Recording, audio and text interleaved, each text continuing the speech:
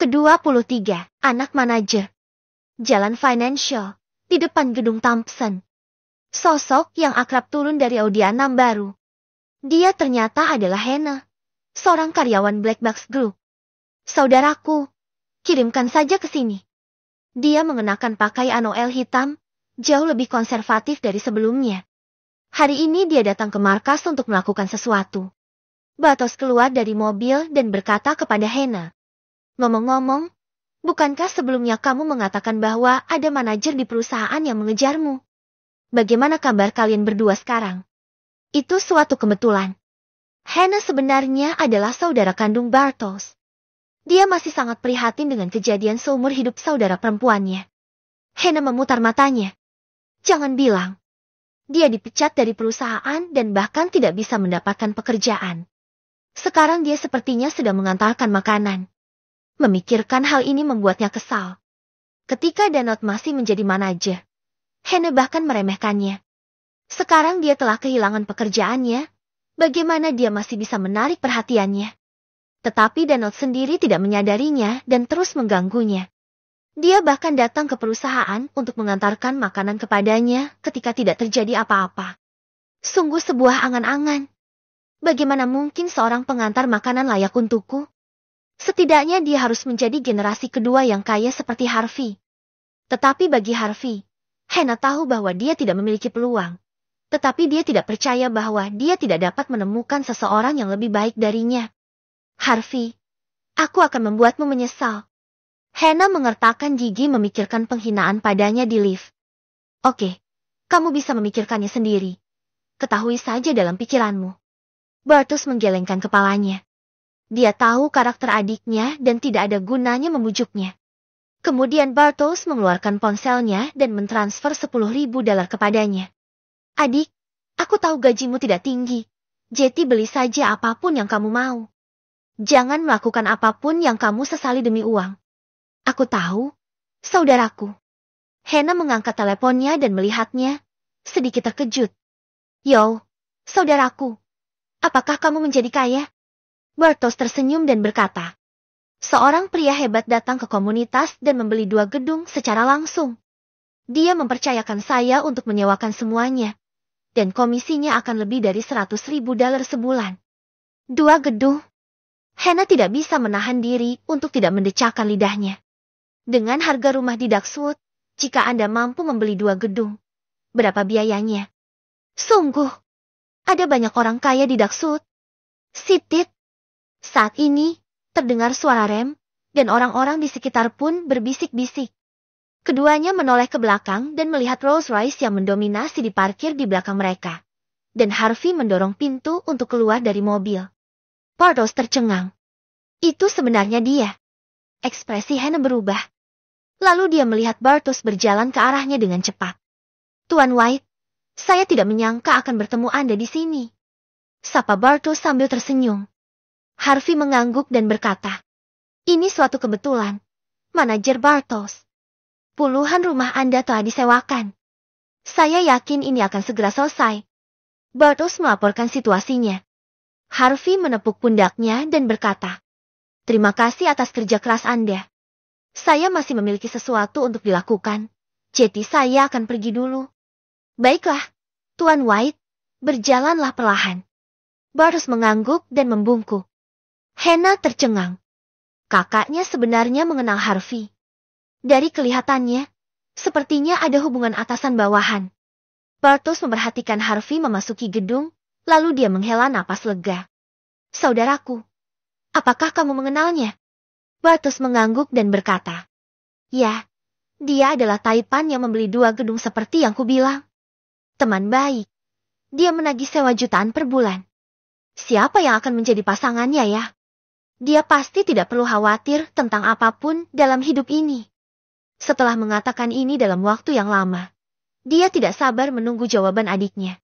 Berbalik, dia melihat wajah Hannah memerah, seluruh tubuhnya gemetar, dan matanya penuh penyesalan dan kekesalan. Saya salah. Puluhan miliar terlewatkan. Gedung Thompson. Harvey mendongak. Ya, Anda perlu melihat ke atas. Gedung Thompson ini terletak di area inti Duxwood Jalan Financial. memiliki 24 lantai dan total luas bangunan 138.000 meter persegi, merupakan gedung perkantoran tingkat 5 bukaan diafragma yang sesungguhnya. Baru saja selesai tahun lalu, kumpulan baru ini bersinar di bawah sinar matahari dan penuh dengan tekstur gedung perkantoran tingkat 5 bukaan diafragma gedung pencakar langit. Sewa di sini mencapai $618 per meter persegi per bulan. Perusahaan kecil umumnya tidak mampu menyewa. Mereka yang bisa bekerja di sini adalah perusahaan keuangan terkemuka. Jenis perusahaan yang menghasilkan uang setiap hari. Kita membutuhkan lingkungan kantor yang unggul dan tampilan gedung perkantoran tingkat atas ini, yang juga merupakan citra dan kekuatan perusahaan di mata dunia luar. Selama lantai XX gedung Thompson di pusat keuangan tercetak di kartu nama. Itu menunjukkan kekuatan eksternal. Seperti kata pepatah, manusia butuh pakaian, perusahaan juga butuh citra. Harvey sama sekali tidak iri. Tidak untuk apapun, karena gedung Thompson ini miliknya. Harvey mengangkat telepon dan menelepon seseorang. Setelah menelepon, Harvey memasuki gedung Thompson. Dia langsung dikejutkan oleh kemewahan lobi. Apa-apaan? Gaya dekorasi lobi ini adalah gaya French Riviera, dan terdapat kelereng impor yang mengilap di mana-mana. Jendela ultra mewah dari lantai ke langit-langit dengan ketinggian 3 lantai memungkinkan sinar matahari memenuhi seluruh lobi. Kehangatan dari sinar matahari. Pengarah opini yang datang ke tempat kerja semuanya adalah wanita muda cantik dengan penampilan rata-rata hingga kelas menengah ke atas. Mereka berpakaian modis, flamboyan, dan membawa tas desainer. Bahkan satpam di depan pintu semuanya mengenakan jas dan sepatu kulit mengkilap. Punggung tegak dan tampak megah. Kelas. Apa yang dimaksud dengan kemewahan sederhana? Ini dia. Semakin banyak Harvey melihatnya, semakin dia menyukainya. Apakah ini gedung milikku sendiri? Sebuah bangunan milikmu sendiri. Hei, itu keren sekali. Pada saat ini, 2 penjaga keamanan berjalan ke arah Harvey dan berkata dengan hormat. Halo, Tuan. Apakah Anda memerlukan bantuan? Saya sudah membuat janji dengan manajer properti, Gustav Tannhaus. Apakah Anda Tuan White? Mata penjaga keamanan berbinar dan ekspresinya menjadi lebih hormat. Jelas sekali bahwa Gustav sudah menghubungi mereka. Iya. Baik, Tuan White. Silakan lewat sini. Propertinya ada di lantai ke-17. Penjaga keamanan memberi isyarat mengundang. Harvey tersenyum dan mengangguk, lalu berjalan menuju pintu masuk lift. Biasanya, Anda memerlukan kartu karyawan untuk masuk atau keluar gedung bisnis macam ini, atau Anda perlu mendaftar di meja depan setelah membuat janji, dan kemudian petugas keamanan akan melepaskan Anda. Dalam situasi Harvey saat ini, statusnya jelas agak istimewa. Di dalam lift, ada banyak orang. Harvey tidak terburu-buru. Tepat pada waktunya untuk merasakan suasana kerja gedung ini. Menunggu sebentar, menunggu orang menjadi jarang. Harvey memasuki lift dan saat dia hendak menutup pintu, seorang gadis buru-buru bergegas ke lift sambil memegang sebuah kotak. Hei, tunggu sebentar. Akhirnya berhasil menyelesaikan perjalanan ini. Terima kasih. Gadis itu tersenyum manis pada Harvey, memperlihatkan gigi harimau kecil yang lucu. Dia mengenakan kepang dan riasan tipis, tapi dia memberikan kesan gadis tetangga yang murni dan cantik. Sama-sama, kamu akan pergi ke lantai berapa? Harvey bertanya dengan santai ketika dia melihat dia tidak bisa melepaskan tangannya. Saya mau ke lantai ke-17. Tolong. Lantai 17. Itu tidak terlalu merepotkan. Saya sedang dalam perjalanan ke sana juga. Harvey menekan tombol, dan lift segera mulai naik. Gadis itu masih tidak bisa menahan diri untuk tidak melirik ke arah Harvey secara diam-diam, dan kemudian berkata dengan sedikit rona di wajahnya. Apakah kamu akan pergi ke lantai 17 juga? Kebetulan sekali. Apa yang kamu lakukan di sana? Harvey berkata dengan bosan. Bekerja. Sebagai seorang bos, tidak berlebihan jika bekerja di perusahaan sendiri, bukan? Pergi bekerja. Kalau begitu kita akan menjadi rekan kerja mulai sekarang. Mata gadis itu berbinar. Dia mengulurkan tangannya dan berkata dengan antusias. Halo, namaku Francisca Tidman. Tolong jaga aku di masa depan. Nama saya Harvey White. Harvey? Senang bertemu dengan Anda. Izinkan saya memberitahu Anda, ketika Anda bekerja di perusahaan kami, Anda tidak boleh main-main dengan orang tua itu. Orang tua? Siapa itu? Hei, tahukah kamu? Orang tua itu adalah manajer umum Gustav, yang juga adalah ayah saya. Mengapa? Seperti, apakah kamu tidak terkejut? Ya, bukan karena Harvey sedikit terkejut. Franziska ini sebenarnya adalah putri Gustav. Oke, kalau begitu ceritakan padaku tentang Gustav. Ah, seperti apa ayahmu di perusahaan? Aku harus lebih memperhatikannya. Oke. Kemudian, Franziska memberitahu Harvey banyak hal tentang Gustav di lift SEMA perihal Gustav yang bekerja di perusahaan. Untungnya, metode Gustav agak kasar, tidak ada yang istimewa. Jika karena perkataannya, Harvey akan memecat Gustav, maka ayahnya pasti akan berkata, Franziska, kamu benar-benar putri yang baik untuk ayah. Kamu sangat berbakti padaku. Harvey juga mengetahui bahwa Franziska memiliki kepribadian yang sangat akrab. Sangat mudah untuk bergaul. Gedung Thompson, lantai ke-17. Di dalam kantor properti. Sekretaris, Tuan White akan segera datang. Anda pergi dan bersiap-siap. Selain itu, semua staf telah menyemangati saya dan bersiap menyambut bos baru gedung itu, Tuan White. Baiklah begitu, jawab Gustav. Semua karyawan berkata serempak. Setelah melakukan ini, Gustav melirik arlojinya dan berjalan keluar pintu. Saat ini, seorang pria parubaya yang sedang menunggu di sofa dengan cepat datang. Tuan Tannhaus, bolehkah saya menyambut Anda bersama? Saya juga ingin bertemu dengan bos gedung baru ini. Pria parubaya yang berbicara adalah Peter Doppler, bos dari perusahaan terdaftar Foundation Cosmetics. Hari ini saya datang ke Gustav untuk membahas kontrak sewa. Tanpa diduga, di tengah percakapan, Gustav tiba-tiba menerima telepon dari Harvey, lalu dia menyela pembicaraan dan memintanya untuk menunggu di samping. Gustav meliriknya, berpikir sejenak dan berkata, Oke, tapi kamu harus berhati-hati dengan kata-katamu. Orang lain adalah bos baru gedung kita. Ya, saya mengerti semua ini. Peter mengangguk cepat. Sebagai pengusaha, bos besar di kalangan ini, kau tidak paham dengan keduniawian kalangan kaya ini. Kurangi bicara dan jangan katakan apa yang tidak seharusnya Anda katakan. Oke, kalau begitu ikutlah denganku. Gustav melambai dan berjalan keluar pintu bersama Peter. Pintu masuk lift. Manajer umum properti Gustav dan Peter berdiri tegak. Liftnya terbuka. Harvey dan Franziska keluar dari lift ketika mereka melihat pemandangan di depan mereka. Franziska terkejut. Mengapa kamu berdiri di sini? Apakah kamu menyambut anak perempuanmu?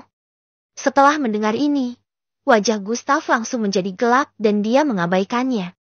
Dia segera menyapa Harvey, membungkuk sedikit dan mengulurkan tangan kanannya, berkata dengan hormat. Selamat datang, Tuan White. Halo. Harvey tersenyum dan menjabat tangannya dengan lembut. Franziska memandang Harvey dengan ekspresi lucu. Terkejut. Dia sebenarnya adalah Tuan White. Tuan White, gadis kecilku sangat bodoh sehingga aku membuatmu tertawa. Gustav tersenyum meminta maaf, lalu menatap putrinya. Kamu gadis, tidak peduli seberapa muda atau tua. Aku sudah memberitahumu beberapa kali bahwa kamu perlu untuk memanggilku Tuan Tannhaus di perusahaan. Ini adalah bos baru gedung itu. Mengapa Anda tidak menyapa Tuan White? Oke. Franziska tertegun sejenak, lalu segera meletakkan kotak di tangannya dan membungkuk 90 derajat ke Harvey. Halo, Tuan White. Harvey tersenyum tipis dan mengangguk. Tuan White, mari kita pergi ke kantor untuk berbicara. Silakan datang ke sini. Kemudian beberapa orang pergi ke kantor manajer umum. Franziska berdiri di sana dan mengedipkan matanya dengan manis. Ayah, apakah dia akan baik-baik saja? Di kantor. Tuan White, ini Tuan Peter Doppler. Dia ada di sini hari ini untuk berencana menyewa gedung kami. Gustav memperkenalkan. Harvey mengangguk. Sepertinya kedatangannya telah menunda masalah ini. Peter tersenyum dan dengan cepat menyapa Harvey. Halo, Tuan White. Tolong jaga saya di masa depan. Halo, terima kasih telah memilih gedung Thompson kami. Harvey tampak tenang dan tenang. Keberanian seperti ini memang dimiliki oleh orang yang terbiasa dengan kekuasaan yang besar. Peter langsung tersanjung. Adapun Tuan White, kami adalah orang-orang yang telah mencapai level tinggi. Merupakan suatu kehormatan bagi perusahaan kami untuk dapat bekerja di gedung Thompson. Untungnya, saya sudah membuat janji jauh hari sebelumnya. Jika tidak, kantor yang kosong kali ini akan memiliki penyewanya. Dengan mengatakan itu, Peter langsung ke pokok permasalahan. Omong-omong, Tuan White, karena Anda di sini, mari kita bicara tentang kontrak sewa sekarang. Ya. Dia berhenti dan menatap wajah Harvey yang tanpa ekspresi. Gustav segera mengeluarkan dokumen dan menyerahkannya. Tuan White, berikut adalah beberapa informasi kualifikasi tentang Foundation Cosmetics, sebuah perusahaan di bawah nama Tuan Doppler. Perusahaan tersebut telah memenuhi standar sewa gedung kami. Ya, bangunan kelas atas seperti ini memiliki persyaratan yang sangat ketat untuk penyewa. Ini tidak hanya berarti Anda punya uang sekarang, mereka juga memperhatikan sumber keuangan Anda secara keseluruhan dan penampilan perusahaan para penyewa. Hanya mereka yang lulus kualifikasi yang berhak menyewa gedung Thompson. Harvey menyesap kopi dan dengan santai membuka-buka dokumen di depannya. Setelah melihatnya beberapa kali, dia menutupnya dan berkata dengan tenang. Karena Anda sudah mengerjakan pekerjaan Anda, Tuan Tannhaus, saya akan pergi itu semua bagianmu. Setelah mengatakan itu, dia mendorong file itu kembali. Gustav mengangguk. Dia memahami betul bahwa orang besar seperti Harvey biasanya hanya memperhatikan poin-poin penting dan tidak melihat sisanya sama sekali. Jika memang ada sesuatu yang salah, mereka akan dapat melihatnya secara sekilas. Ke-24, perusahaan Alice berada di gedung ini. Setelah itu, dia menandatangani kontrak sewa dengan Peter. Setelah menandatangani kontrak, Peter tidak terburu-buru untuk pergi. Dia juga ingin memanfaatkan kesempatan ini untuk mengenal Harvey. Jadi, mereka bertiga minum teh, mengobrol, dan tertawa. Tak lama kemudian, pembicaraan beralih ke masalah rumah tangga. Ngomong-ngomong, Tuan Tannhaus, apakah Franziska benar-benar putri Anda? Harvey tidak mempercayainya. Anda terlihat begitu besar dan gemuk. Bagaimana Anda bisa memiliki putri yang begitu manis? Begitu pula dengan nama belakangnya yang berbeda. Bukankah itu terasa seperti anak kandungmu? Harvey tampak curiga. Sudut mulut Gustav bergerak-gerak. Dia memang putriku. Tapi dia lebih mengikuti ibunya. Aduh. Harvey sedikit terkejut. Ada apa? Apa yang perlu dikeluhkan? Tuan White, aku tidak tahu. Istriku dia meninggal lebih awal, jadi untuk membuatnya merindukan ibunya. Aku memberinya nama belakang ibunya. Belakangan, anak itu tinggal bersama bibinya. Akibatnya, bibinya bahkan tidak pernah punya pacar. Aku sibuk sebelumnya. Aku menghabiskan begitu sedikit waktu bersama mereka. Sekarang kalau dipikir-pikir, aku merasa seperti aku telah memperlakukan mereka dengan buruk. Gustav berkata sambil minum teh. Merasakan mulutnya penuh kepahitan dan perasaan bersalah di dalam hatinya. Harvey mengangguk, merasa ada banyak cerita dengan bibinya di sini. Dia bertanya dengan santai. Lalu bibinya menghabiskan masa mudanya membesarkan seorang putri untukmu. Jadi kamu tidak memikirkan orang lain dan memberi nama pada orang lain. Mendengar ini, Gustav menggelengkan kepalanya dengan getir. Menurutku juga begitu. Ah, tapi... Kata-kata itu tiba-tiba berhenti. Peter di samping tiba-tiba berkata sambil tersenyum aneh. PVFT, Kakak White, kamu tidak pandai dalam hal itu, kan? Gustav. Tidak mungkin. Kakak White, apakah kamu serius? Peter awalnya berpikir itu hanya bercanda, tapi saya tidak menyangka akan mencapai target. Kakak White, kamu sakit dan perlu dirawat. Mungkin karena alasan psikologis atau masalah lain. Berapa umurmu? Kenapa kamu malu? Kata Peter segera. Oh, tidak ada gunanya. Saya tidak tahu berapa banyak dokter yang telah saya temui. Tetapi tidak ada yang berhasil. Lupakan saja. Mari kita bicarakan hal lain. Gustav melambaikan tangannya, menunjukkan bahwa dia tidak ingin melanjutkan ini. Karena itu sangat memilukan. Harvey sedikit bingung. Di luar dugaan. Inilah alasannya. Tunggu. Dalam aspek itu tidak mungkin. Harvey tiba-tiba mendapat ide. Kalau begitu, kamu mungkin memerlukan resep rahasia eksklusifku untuk membantumu.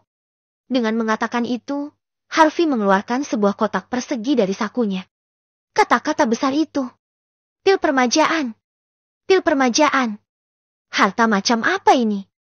Melihat Harvey mengeluarkan kotak persegi kecil ini dari sakunya, kedua lelaki tua itu tanpa sadar menjadi cerah dan segera menganggapnya sebagai harta yang bagus. Bagaimanapun, Harvey bernilai puluhan miliar. Apakah mengambil tindakan merupakan hal yang biasa? Namun, Harvey merasa sedikit malu di dalam hatinya. Bayi yang baik. Sejujurnya, saya tidak tahu apakah ini ada gunanya. Ini memalukan. Namun, Harvey percaya diri. Produk yang dihasilkan oleh sistem harus merupakan produk berkualitas tinggi. Harvey sudah memiliki fisik yang sempurna, jadi tidak perlu meminum pil ini. Tapi dia bisa menggunakan ini untuk memenangkan hati orang. Sekarang Anda bisa mencoba efeknya, anggap saja memberi manfaat bagi Gustav. Ahem, katakan yang sebenarnya. Kamu seharusnya bisa mendapatkan gambaran kasar tentang hal ini. Kemasan unik ini, nama khusus ini, desain tata letak yang sederhana ini, pada pandangan pertama. Ini adalah yang terbaik dari yang terbaik. Harvey langsung mengaktifkan mode pembual. Bagaimana jika ini membuat Gustav bangkit dari kematian? Bukankah itu berarti dia harus berterima kasih pada dirinya? Anda harus bekerja keras untuk dirinya. Bagaimanapun, hal baik seperti ini dapat diciptakan kembali melalui kebaikan. Setelah mendengar perkataan Harvey, tidak hanya Gustav, tetapi Peter juga menantikannya. Harvey mengangkat alisnya. Ternyata pria itu juga tidak pandai. Gustav dengan gemetar mengambil kotak itu, membaliknya berulang kali, melihatnya dengan terkejut dan tidak yakin. Tuan White, ini, bukankah ada pabriknya atau semacamnya? Harvey berkata perlahan dan tenang. Sudah kubilang ini resep rahasia eksklusif keluargaku. Kenapa ada produsennya? Sudah kubilang, keluarga White kami dulu mendapat banyak uang dari ini. Kemudian, ketika kita memulai bisnis kita, benda ini menjadi unik untuk keluarga kami dan obat kami tidak lagi dijual. Ini sekarang, kamu bisa makan lebih sedikit. Efeknya luar biasa. Biasanya saya tidak akan menggunakannya untuk orang luar. Hari ini, saya pikir kamu sudah ditadirkan. Setelah mendengar ini, Gustav sedikit menyesal. Pada saat yang sama, ekspektasi yang kuat meningkat. Tuan White, untuk hal yang begitu berharga, saya... Harvey melambaikan tangannya. Saya akan memberikannya kepada Anda. Saya tidak akan mengatakan lebih banyak tentang efeknya. Biarkan Anda yang mengalaminya sendiri. Setelah berkata itu, Harvey berbalik dan duduk di sofa. Naik dan minum teh. Saya senang ketika saya telah melakukan sesuatu yang baik. Peter tampak seperti pencuri dan berjalan ke arah Gustav. Dia menatap pil seukuran ibu jari di tangan Gustav dan menggosok tangannya. Tuan Tannhaus, yang ini milik Anda sangat besar. Bisakah Anda memberi saya setengahnya? Keluar. Peter. Dia sudah memikirkannya. Jika efektif setelah Gustav meminumnya, dia akan membayar berapapun biayanya. Saya juga perlu meminta Harvey untuk membelikannya juga. Setelah Peter pergi, Gustav meminum pil tersebut dan berencana meminumnya pada malam hari. Dia membawa dokumen lain. Tuan White, ini adalah situasi pengumpulan sewa gedung pada kuartal ini. Sudah dibayar penuh. Harvey berkata. Biarkan saja di sana. Berapa jumlah totalnya? Gustav melaporkan. Totalnya area sewa saat ini 132.000 meter persegi. Kuartal ini, akumulasi sewa adalah 257,4 juta dolar. Haruskah saya mentransfer keuangan ke rekening Anda? Transfer ke kartu ini. Harvey menyerahkan kartu ban. Gustav menerimanya dan segera bergegas ke departemen keuangan untuk mentransfer uang ke Harvey. Setelah melihat Gustav pergi, Harvey mengambil dokumen di atas meja dan membacanya dengan santai. Ditulis dengan jelas perusahaan masing-masing penyewa. Berapa lantai yang disewa, dan berapa luas lahan yang disewa, hingga detail terkecil. Tiba-tiba, mata Harvey menyipit. Dia benar-benar melihat grup black box di daftar penyewa ini. Harvey sedikit terkejut. Kantor pusat grup black box sebenarnya di gedung Thompson. Grup Black Box sebenarnya adalah penyewa gedung Thompson. Bukankah itu berarti Alice dan yang lainnya sedang bekerja di bawah saat ini? Ini menarik. Sudut mulut Harvey sedikit terangkat, dan dia memutuskan untuk mengunjungi tempat kerja nanti. Gedung Thompson, 9 lantai. Grup Black Box. Alice meminum teh perlahan. Duduk di hadapannya adalah Joseph, manajer umum grup Wild. Dia tersenyum dan tampak ramah. Tapi senyuman ini membuat Alice tidak senang. Sudah 3 jam sejak jam 9 pagi hingga sekarang, dan Joseph sudah meluangkan waktu, seolah-olah dia di sini hanya untuk minum teh dan membuat makan malam keluarga. Pencuri yang hebat. Temperamen ini membuat Alice sedikit kesal. Tapi ini sebenarnya bukan salah Joseph. Terakhir kali dia menyinggung Harvey, yang menyebabkan kontrak dengan Hotel Purple Mountain ditarik, menyebabkan grup Wild menderita kerugian besar. Setelah Joseph kembali, dia dimarahi oleh ayahnya dan bahkan ingin diberi hukuman mati. Jadi Joseph berusaha sekuat tenaga kali ini. Dia harus mengembalikan kesalahan dan kerugian yang dia buat sebelumnya dari grup Black Box dan menebusnya. Emily di belakangnya melihatnya dan berkata, "Tuan Wild, Anda telah melihat ketulusan kami. Apa pendapat Anda tentang hal itu sekarang?" Joseph bermain dengan cangkir teh dan tidak melihat kembali ke Emily, tetapi melihat ke Alice. "Nona Canwald, ini sudah hampir jam 12. Anda belum makan kan? Mengapa saya tidak membuat makanan di siang hari dan kita bisa mengobrol sambil makan?" "Makan? Makan pamanmu." Joseph tahu bahwa dia sedang terburu-buru, jadi dia sengaja menunda sampai dia tidak punya cara lain untuk pergi. Plak! Alice meletakkan cangkir tehnya dan menatap Joseph dengan sepasang mata cerah. Matanya perlahan menjadi lebih dingin. "Tuan Wild, Black Box dengan tulus bekerja sama dengan grup Wild. Tetapi sejauh ini, saya belum melihat ketulusan apapun dari grup Wild." Kesabarannya hampir mencapai batasnya. Joseph tersenyum diam-diam. Meskipun Alice adalah pengusaha terkemuka di Duxwood, dia masih muda dan belum cukup tenang. "Nona Canwald serius. Kami memiliki hubungan hulu dan hilir dengan Black Box, dan mencapai kerjasama adalah hal yang selalu saya harapkan. Ayo, berikan aku kontraknya." Dia mengambil kontrak dari sekretaris dan meletakkannya di depan Alice. "Lihat, kami telah membawa kontraknya. Bagaimana kami bisa mengatakan bahwa kami tidak cukup tulus?" Alice mengambil kontrak itu dan melihatnya, semakin mengerutkan kening. Biayanya meningkat 30%. Dan peralatan dipasok dalam 3 batch. Tetapi Anda ingin saya membayar harga penuh secara langsung. Alice meletakkan kontrak dan mencibir. "Joseph, apakah kamu bercanda?" Joseph bertemu dengan matanya yang dingin, dan hatinya juga melompat. Dia telah mendengar sedikit tentang identitas Alice, dan keluarga di belakangnya sangat kuat. Namun, tidak ada seorang pun yang memberinya bantuan selama bertahun-tahun, dan dia berhasil mencapai posisinya saat ini. Namun dalam berbisnis, latar belakang hanyalah salah satu aspek. Situasi adalah yang utama. Joseph berkata dengan tidak tergesa-gesa. "Nona Canwald bercanda. Bisnis sedang dinegosiasikan." Ekspresi Alice sedikit melembut. "Kondisi yang Anda tawarkan terlalu keterlaluan. Ini bukan hari pertama Anda berbisnis.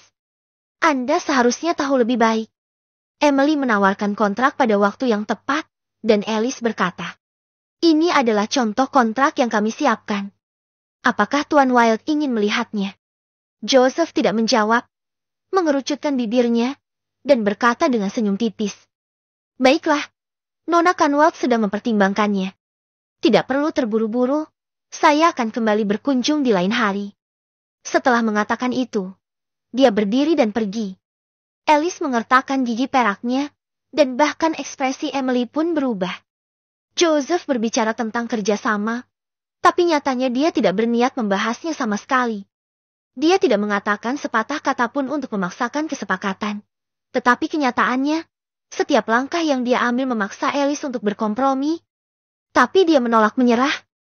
Saat Joseph hendak membuka pintu dan pergi, suara Alice terdengar. "Tuan Wild, tunggulah." Joseph, yang membelakanginya, akhirnya menunjukkan senyuman sukses. Bahkan ia juga sempat khawatir, jika negosiasi kali ini gagal, akan sulit baginya untuk dihargai oleh ayahnya setelah ia kembali. Bahkan, kehilangan prestis yang telah ia bangun di grup Wild. Tapi sekarang, akhirnya tiba saatnya untuk menebus kesalahan dan menebus kesalahan.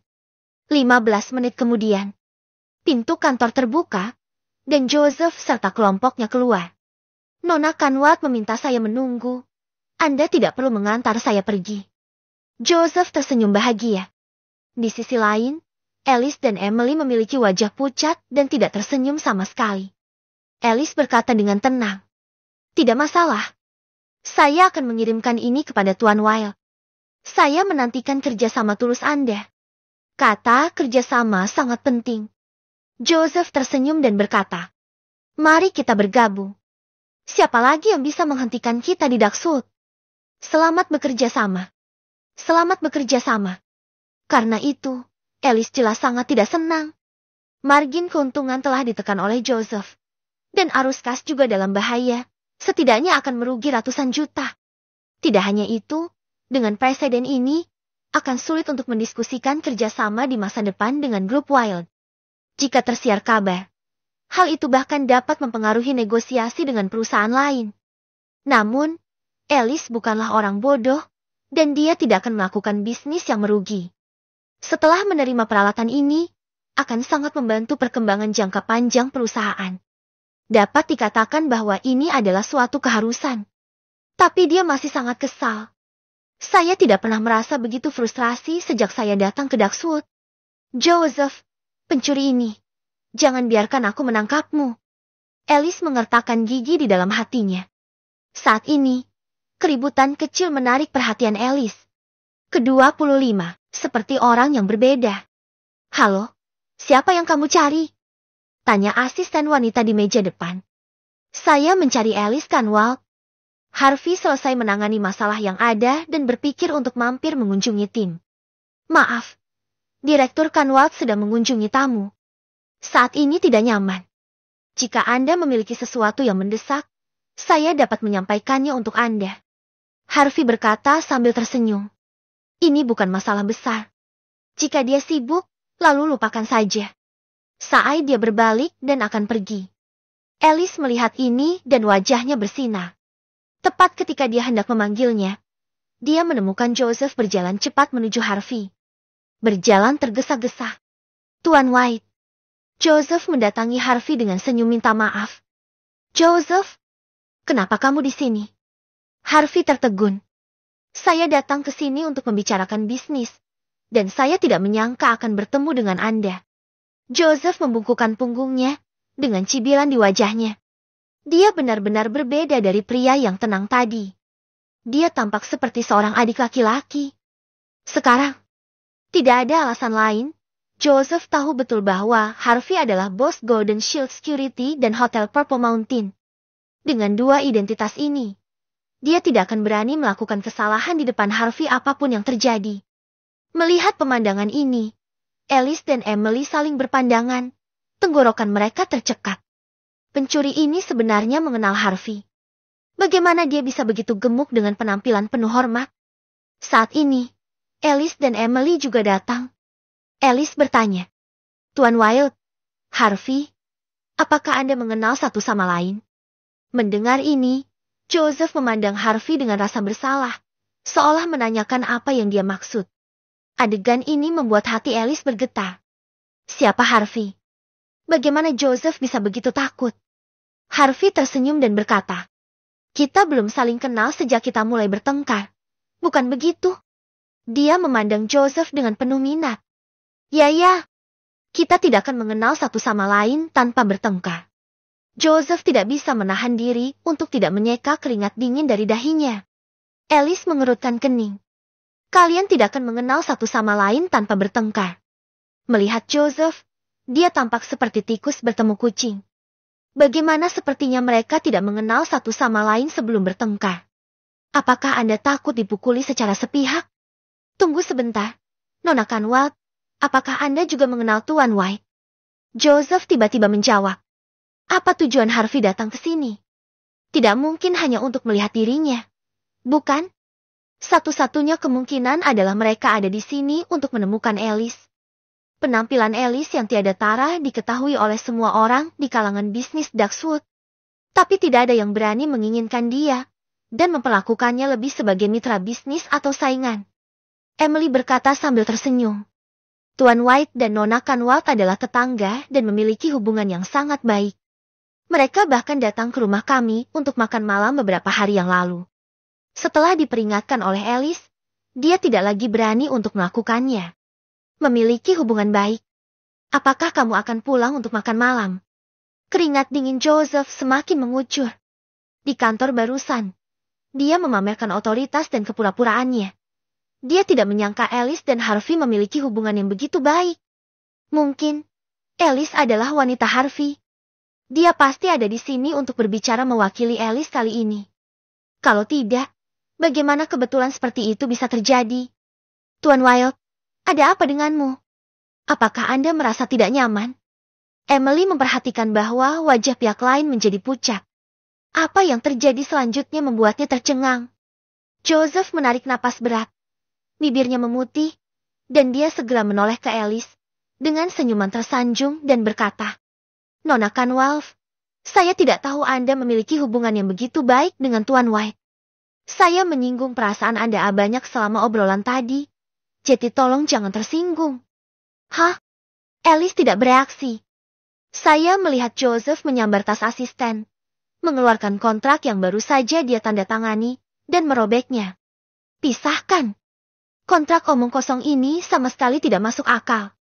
Tidak masuk akal? Alice bingung dan bertanya.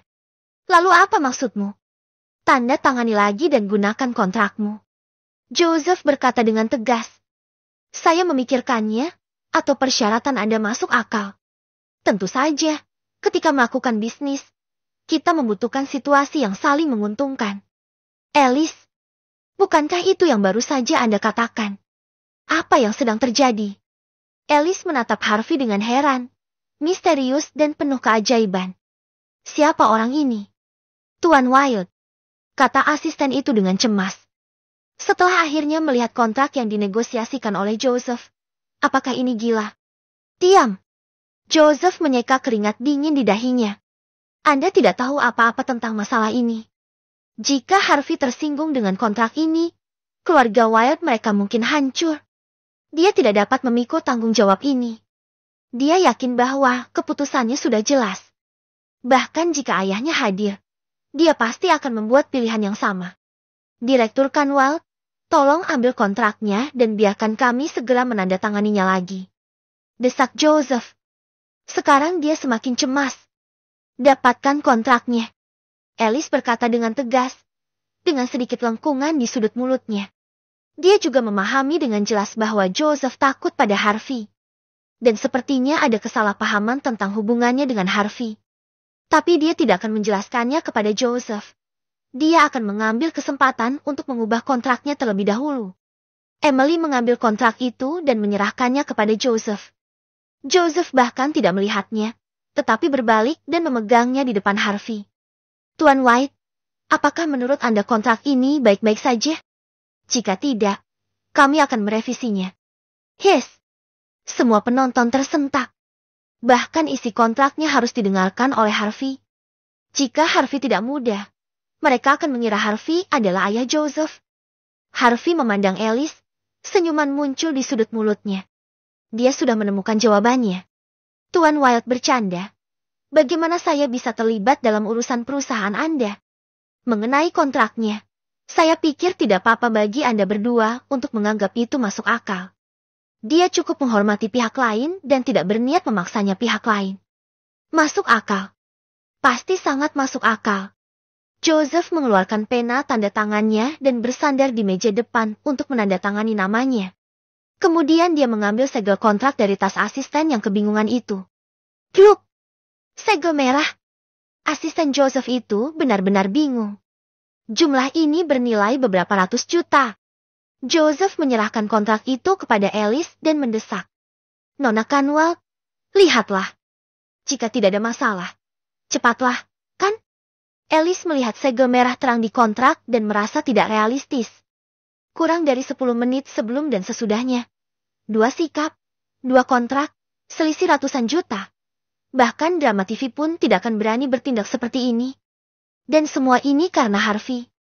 Ellis tidak punya waktu untuk berpikir terlalu banyak. Jadi dia menandatangani kontrak baru dengan Joseph, dan dia juga memasukkan bagian kontraknya ke dalam penghancur. Lihat semua debu telah hilang. Joseph malah menghela nafas lega. Tuan White, masalah di sini telah diselesaikan. Apakah Anda pikir Anda punya waktu luang di lain hari? Ayah saya dan saya akan mengundang Anda makan bersama. Meskipun dia bingung, dia tidak bodoh sama sekali. Menghadapi peristiwa sebesar itu, jelas ringan atau berat. Kontrak ini menelan biaya ratusan juta, tetapi jika dapat mencapai garis perdamaian dengan Harvey, semuanya akan sejahtera bagi grup Wild di masa depan. Harvey mengambil inisiatif untuk berjabat tangan dengannya. Oke, mari kita berkumpul jika kita punya kesempatan. Joseph tersanjung. Oke. Kemudian, Joseph menambahkan informasi kontak Harvey, merasa lega. Baginya, selama dia menyelesaikan konflik sebelumnya dengan Harvey dan memastikan bahwa Harvey tidak akan mengambil tindakan terhadap grup Wild, dia bisa merasa nyaman dan mendapat penjelasan untuk ayahnya. Tuan White, apakah menurut Anda jika semuanya baik-baik saja, saya akan pergi dulu? Joseph bertanya dengan lemah. Oke, kalau begitu aku tidak akan mengantarmu. Setelah mendapat izin Harvey, Joseph mengangguk hormat dan kemudian meninggalkan grup Black Bucks. Melihat pemandangan ini, Emily dan Ellie saling berpandangan. Bagaimana Joseph yang agung ini sebelumnya? Apakah ini Joseph kecil yang rendah hati? Apakah Anda perlu meminta izin sebelum berangkat? Di saat yang sama, mereka juga penasaran dengan identitas Harvey. Apa identitas Harvey yang tidak mereka ketahui?